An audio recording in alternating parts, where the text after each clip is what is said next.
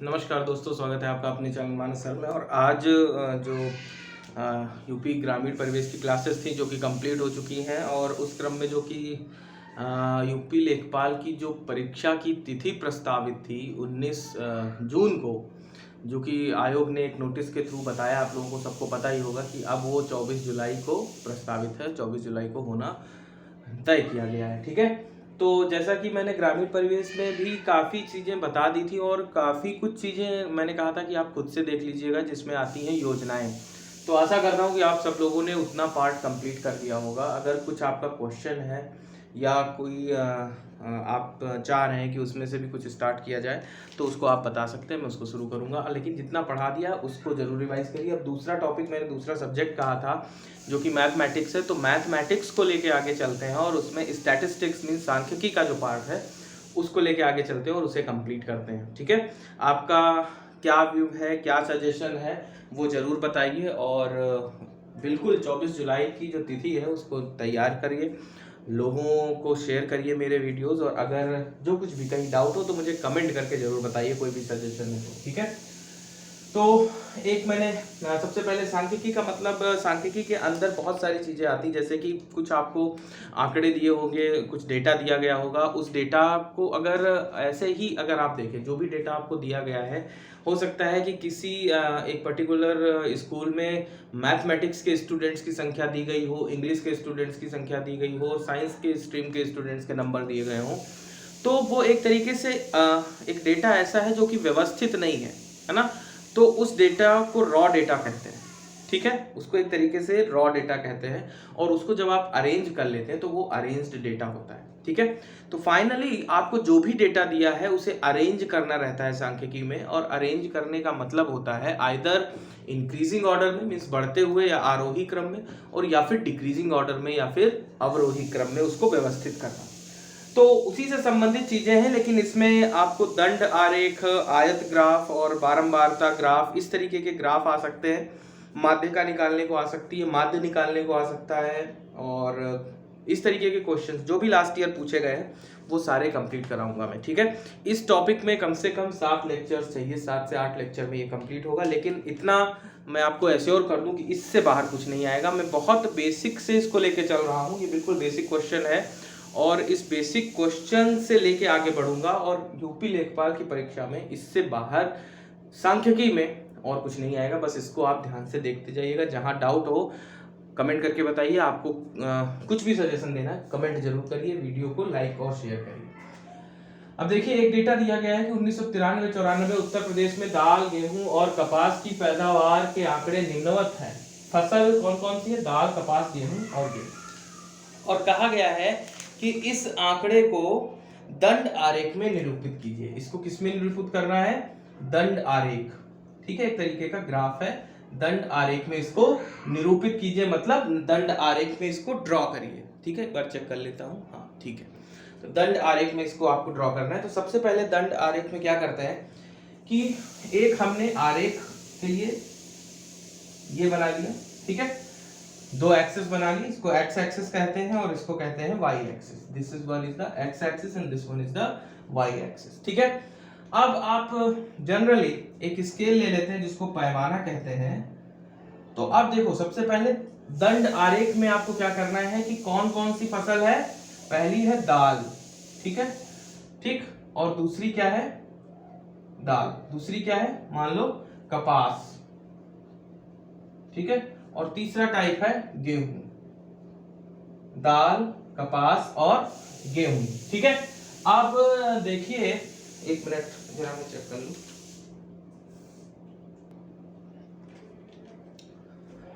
तो देखो, अब इसमें पैमाना क्या मानेंगे कि वाई एक्सिस पे, ये वाई एक्सिस है, ये वाई एक्सिस जो कि अर्थ के या हॉरिजॉन्टल के परपेंडिकुलर, जैसे आप वॉल ले लें तो फर्श हो गई एक्स एक्सिस, और जो वॉल है, जो दीवार है, वो हो गई वाई एक्सिस।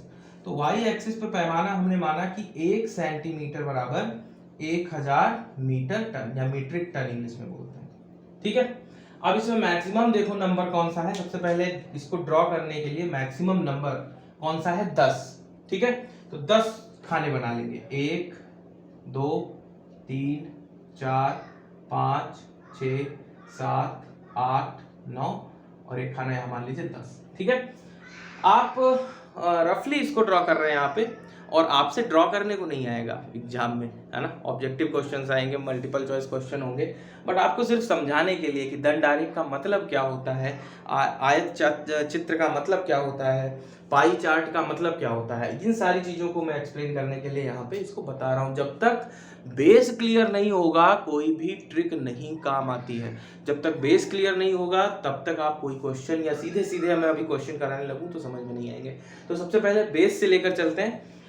तो दाल है 4.3, तो 1 2 3 4 5 6 7 8 9 और 10, तो 4.3 दाल यहाँ पे गई, है ना। ये हो गया 4, तो ये 4.3, 4 से कहीं ऊपर, ये हो गया आपका दाल 4.3। उसके बाद कपास 5 है, तो 5 ले लिया कपास 5। ठीक है, उसके बाद गेहूं 10, तो गेहूं ले लिया यहां तक 10। ठीक है, तो ये हो गया आपका दंड आरेख, बस इसमें और कुछ है ही नहीं, खत्म। बस ये इस तरीके से दंड आरेख को ड्रॉ किया जाता है, बनाया जाता है। ठीक है, अब आइए सवाल पे जो कि इंपॉर्टेंट है, आगे देखिए। धीरे धीरे आगे बढ़ेंगे, माध्यिका निकालना, माध्य निकालना, पी की वैल्यू निकालना, बहुलक निकालना, ये सारी चीजें आगे आएंगी। ठीक है, तो थोड़ा पेशेंटली इसको देखते रहेंगे, धैर्यपूर्वक इसको देखते रहेंगे। अगला है कि किसी शहर में 100 परिवारों की खाद्य सामग्री पर मासिक व्यय निम्नवत है। तो शॉर्ट में लिखेंगे तो ध्यान रखेंगे, 100 परिवारों की खाद्य सामग्री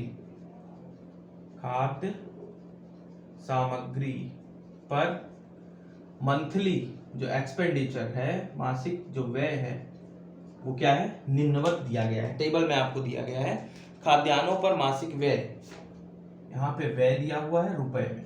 ठीक है, और इधर क्या दिया हुआ है, परिवारों की संख्या, परिवारों की संख्या। ठीक है, तो 100 से 150, 100 से 150 रुपए के बीच में खर्च करने वाले परिवारों की संख्या 7 है। ठीक है, 150 से 200, ठीक है, ये संख्या कितनी है, 15। फिर है 200 से 250, और ये नंबर है आपके 25।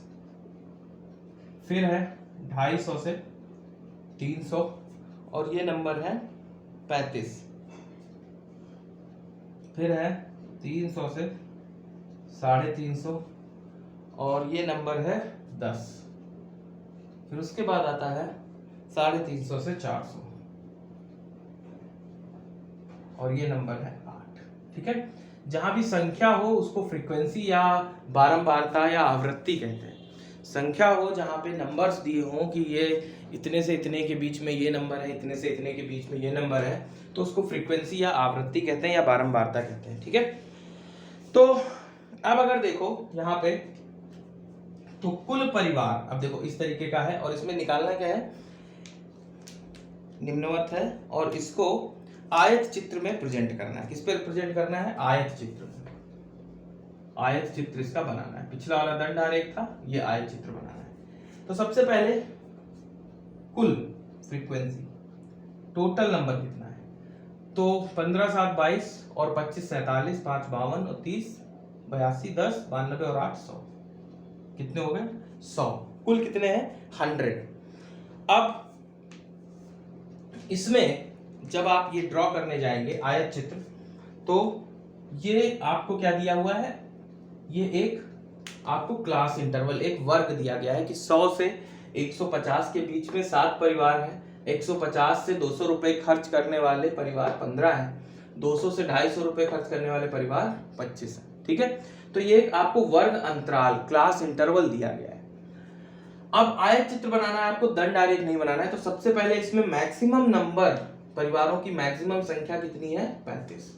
तो आइए सबसे पहले आपको क्या ड्रॉ करना है, एक्स एक्सिस और वाई एक्सिस, वो ड्रॉ कर लेंगे।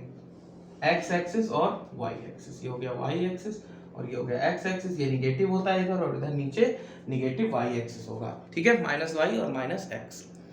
अब इसमें देखिए मैक्सिमम कितना है 35, तो वाई एक्सिस पे आपने रिप्रेजेंट किया परिवारों की संख्या, परिवारों की संख्या किस पे है वाई एक्सिस और इधर अंतराल है, ठीक है। 100, 150, 200, 250, 300, ठीक है, 350 और ये 400। ओके, मैक्सिमम है 35, तो यहां से हम लेके चलेंगे 10 और मिनिमम है 7, तो 10, 20, 30 और 40, ये हो गए परिवारों की संख्या। अब आयत चित्र बनाना है, तो सबसे पहले ये तो हो गया 0, 100 से 150 के बीच में है 7, तो 100 से 150, 100 से 150 के बीच में है 7, ठीक है। तो यहां से क्या करेंगे 100 से 150 के बीच में ये हो गया 7 मान लो, यहां 100 से 150 के बीच में 7 हो गए, ठीक है। फिर उसके बाद आगे देखिए 150 से 200 के बीच में है 15, तो ये हो गया 15 आपका, यहाँ पे कहीं मान लीजिए स्केल से बनाएंगे तो एग्जैक्ट बन जाएगा, लेकिन आपको समझने के लिए कैसे ड्रॉ करना है ये समझना है। 200 से 250 के बीच में 25, तो ये हो गया 25 यहाँ पे, ठीक है। 250 से 300 के बीच में है 35, तो ये हो गया आपका 35। 300 से 350 में 10 है, ये हो गया 10। 350 से 400 में 8 है, 10 से कम यहाँ कहीं ये 8 हो गया, ठीक है। ये आयत चित्र आपका तैयार हो गया। इसमें एक चीज और कर देते हैं कि ये शुरुआत ऐसे दिखा देते हैं कि 0 से पहले भी अगर कोई डेटा है तो ये जो ट्रायंगल टाइप का बना देते हैं, यहाँ पे ट्रायंगल बना सकते हैं या फिर इसको इस तरीके से भी बना सकते हैं, जरूरी नहीं ट्रायंगल बनाए। तो इसका मतलब है कि इससे पहले भी कुछ डेटा होगा, ठीक है। तो ये हो गया आपका आयत चित्र, ठीक। इस तरीके से गिवन डेटा का हम आयत चित्र निकाल सकते हैं, ठीक है। देख लो एक बार, ओके। चलिए आगे आइए। तो हमने आपको 2 तरीके बताए, एक तो बताया दंडारेख और दूसरा आयत चित्र। अब तीसरे पे आते हैं जिसको बोलते हैं पाई चार्ट, पाई चार्ट, ठीक।